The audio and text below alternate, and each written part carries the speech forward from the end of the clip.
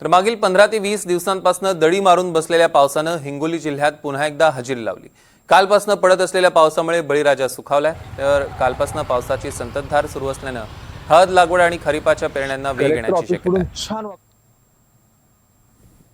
आहे।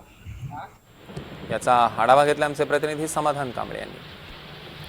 जिल्ह्यामध्ये कालपासून पावसाचा जोर वाढलेला आहे। आज सकाळपासून हिंगोली जिल्ह्यामध्ये पावसाची संततधार पाहायला मिळालेली आहे। मात्र आता जे आहे ते 11-11:30च्या दरम्यान पावसाचा जोर जे आहे ते वाढल्याचं आपल्याला पाहायला मिळत आहे। मी कॅमेरामॅन विनंती करेन, ही संपूर्ण पावसाचं दृश्य आहे, कारण हिंगोलीमध्ये सर्व दूर जे आहे ते पावसाने हजेरी लावलेली आहे।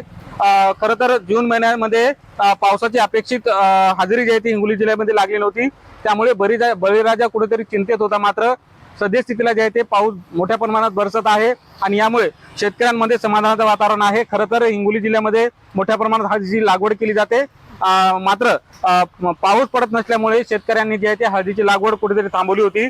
त्याचबरोबर जे खरीपाची पिकं आहेत ते सुद्धा पेरण्या थांबल्या होत्या, त्यामुळे शेतकरी मोठ्या चिंतेत सापडले होते। खरं तर सद्यस्थितीला जे ते जिल्ह्यामध्ये चांगला पाऊस बरसतो, त्यामुळे शेतकऱ्यांमध्ये कुठेतरी समाधानाचं वातावरण दिसून येत आहे आणि या खरीपाच्या पेरण्या ज्या आहेत त्या आता कुठेतरी सुरू होणार असल्याचं दिसून येत आहे।